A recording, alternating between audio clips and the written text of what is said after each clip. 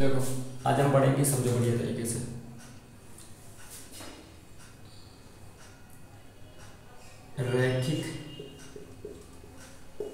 रैखिक युग्म। क्या पढ़ेंगे? रैखिक युग्म। अब ये रैखिक युग्म क्या होता है?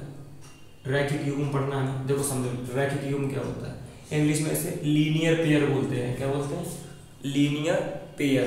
तो देखो रैखिक युग्म क्या होता है, जैसे मैंने मान के चलो ये लाइन कर दी, ठीक है, और इस लाइन के ऊपर जितने भी एंगल बनेंगे, ऐसे हमने ये बना दिया, एक ये बना दिया, जितने भी एंगल बनेंगे वो टोटल 180 डिग्री के होंगे, 180 डिग्री के।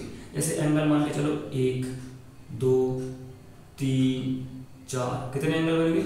4। तो मैं यहाँ पे लिख दूँ A B C D, ठीक है। इन चारों कोणों को जोड़ोगे तो तुम्हें 180 डिग्री मिलेगा।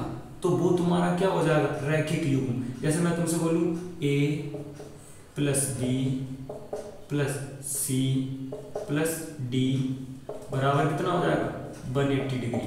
तो ये हमारा क्या हो जाएगा? रैखिक युग्म। ऊपर तुम्हारी मर्जी है कितने भी एंगल बनाओ, लेकिन ऊपर जितने भी एंगल बनेंगे उन सब एंगल का योग कितना हो जाएगा? 180 डिग्री। ठीक, अगर मान के चलो हम क्या करें, चलो हमने एक ऐसे कर दिया और एक ऐसे कर दिया, ठीक है। जब हमने ऐसे कर दिया तो देखो एक तो एंगल ये बन गया और दूसरा एंगल ये बन गया और तीसरा एंगल ये बन गया, ठीक है। 1 2 3 कोण बन गए। अब 3 कोण में हम क्या करें? एक्स वाई जेड, कोई भी नाम दे दो, और हमने 3 नाम दे दिए और 3 कोण हो गए हमारे। तो हम क्या करेंगे? X plus Y plus Z बराबर कितना हो जाएगा हमारा? 180 डिग्री। कितना? 180 मतलब 180। इन तीनों कोणों को जोड़ लो और हमारा कितना आ जाए? 180 डिग्री। तो हमारा ये क्या हो जाएगा? रैखिक युग्म, लीनियर पेयर। ठीक है, कोई दिक्कत नहीं है। रैखिक युग्म यहाँ तो कोई दिक्कत नहीं होगी। अगला देखो आगे हम करते हैं। रैखिक युग्म के बाद हमारा आएगा शीर्षाभिमुख कोण, वर्टिकली अपोजिट एंगल। अब वो वाला हमें पढ़ना है, इसे हटा दो, हम ये हटा दे रहे हैं। समझो, देखो शीर्षाभिमुख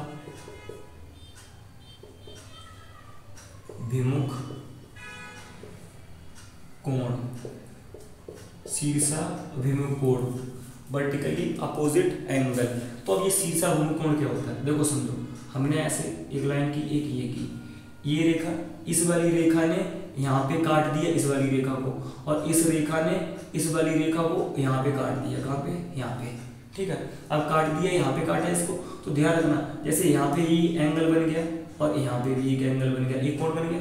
तो अगर मान के चलो मैं बोलूँ ये वाला हमारा 30 डिग्री है, तो ध्यान रखा इसके सामने वाला ये भी कितना होगा? 30 डिग्री। ये खूब अच्छे से याद रखना। अब इसके सामने भी तो एक एंगल है, ये वाला, ये वाला। अगर ये हम बोले 50 डिग्री है, तो ध्यान रखना ये वाला भी हमारा कितना हो जाएगा? 50 डिग्री। ठीक, तो शीर्षाभिमुख कोण का मतलब क्या होता है? आमने सामने वाले कोण हमेशा बराबर होते हैं। इसके सामने वाला ये बराबर होगा, इसके सामने वाला ये बराबर होगा, ठीक है। हमेशा याद रखना। जैसे मैं तुमसे ऐसे बोल रहा हूँ, ऐसे करके कि देखो ये मान के चलो A, ठीक है, और ये मान लो B, ये मान लो C, और इसे मान लो D। A और B हमेशा कैसे होंगे? बराबर। A B कैसे होंगे? बराबर। हमेशा A B बराबर होंगे। और ये क्या है? ये C है, C और D हमेशा कैसा होगा? बराबर। तो ये हमारे क्या हो जाएंगे? शीर्षाभिमुख कोण, ठीक है, वर्टिकली अपोजिट एंगल। कोई दिक्कत नहीं है, ये तो समझ गए हो गया। ठीक, तो मेन चीज क्या है? ये तो हमने एक तुम्हें बताया लीनियर पेयर और एक बता दिया है वर्टिकली अपोजिट एंगल, शीर्षाभिमुख कोण। अब तीसरा देखो, 2 चीजें समझ गए हो गया। हटाओ इसे। तीसरा हमारा है संगत कोण। क्या? संगत कोण। संगत कोण क्या होता है? संगत कोण का मतलब है, इंग्लिश में बोलते हैं कोरस्पॉन्डिंग एंगल। कौन सा? Corresponding angle. तो देखो एक चीज समझो, जैसे हमने क्या करा, एक लाइन ये ली और एक लाइन ऐसे कर दी और एक लाइन ऐसे कर दी, ठीक है, कोई दिक्कत नहीं है ना। यहाँ तक हमने ऐसे लाइन कर दी। तो ध्यान रखना, एक एंगल देखो ये बन गया, एक एंगल ये बन गया, और एक एंगल ये बन गया, और एक एंगल ये बन गया। तो हम लिख सकते हैं एक एंगल, दूसरा एंगल, तीसरा एंगल, चौथा एंगल। अब यहाँ पे एक एंगल ये वाला बन गया, एक एंगल ये वाला बन गया, एक एंगल ये वाला, और एक एंगल ये वाला। तो देखो ये 4 हो गए, ये हो जाएगा 5वां, ये हो जाएगा 6ठा, और ये हो जाएगा 7वां और ये हो जाएगा 8वां। ठीक, तो देखो संगत कोण क्या होते हैं, संगत दोस्त होते हैं ना, तो दोस्त की संगत अच्छी होती है तो संग संग दोस्तों की गति हो जाती है। ठीक है, तो संगत अभी देख सकते हो ये एक जो है ना, एक बराबर है 5 के, तुम कह सकते हो एंगल एक बराबर है किसके, एंगल 5 के, किसके 5 के। एंगल 2 बराबर है, ऐसे करके देखो एंगल 2 बराबर है एंगल किसके 6 के, किसके 6 के। ऐसे एंगल 3 जो है, एंगल 3 का एंगल 3 बराबर है एंगल 7 के। और एंगल 6 जो है ये वाला, और एंगल 4 जो है कौन सा, एंगल 4 बराबर है किसके, एंगल 8 के।